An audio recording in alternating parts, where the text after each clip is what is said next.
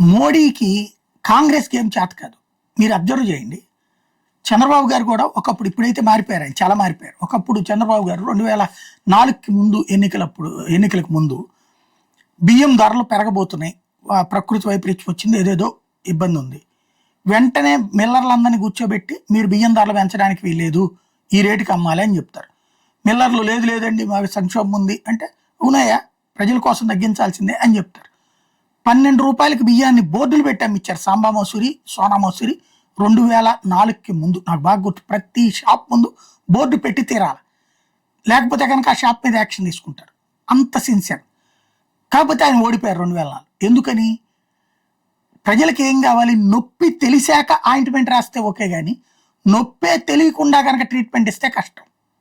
అదే రాజశేఖర రెడ్డి వచ్చారు. రాజశేఖర రెడ్డి వచ్చినప్పుడు బియ్యం ధరలు విపరీతంగా పెరిగిపోయాయి. ఆ 12 రూపాయలు బియ్యం కాస్త 15, 20, 30, 40, 50, 55 దాకా వెళ్ళిపోయింది.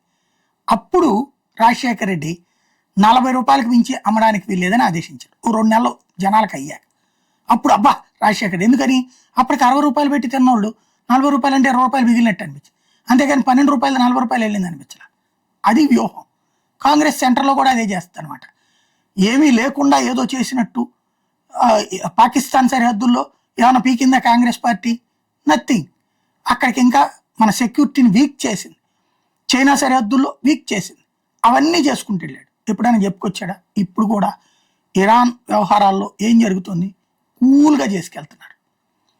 అతిశయంతో కూడిన చేయట్లా. ఒక స్పష్టమైన సంకేతం, భారతదేశానికి సంబంధించి భారత్కి వ్యతిరేకంగా వ్యవహరిస్తే మిమ్మల్ని మేము అవాయిడ్ చేస్తాం.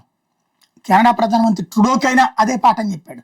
సచ్చినట్టు ఇప్పుడు ఇవాళ ఉన్న కెనడా ప్రధానమంత్రి వచ్చి మర్యాదగా కూర్చున్నాడే. అలాగే బ్రిటన్ ప్రధానమంత్రికైనా సరే అలాంటి ఘాటుగా ఇచ్చాకే ఇవాళ బ్రిటన్ ఖలిస్తానీ విషయంలో యాక్షన్కి రెడీ అవుతుంది.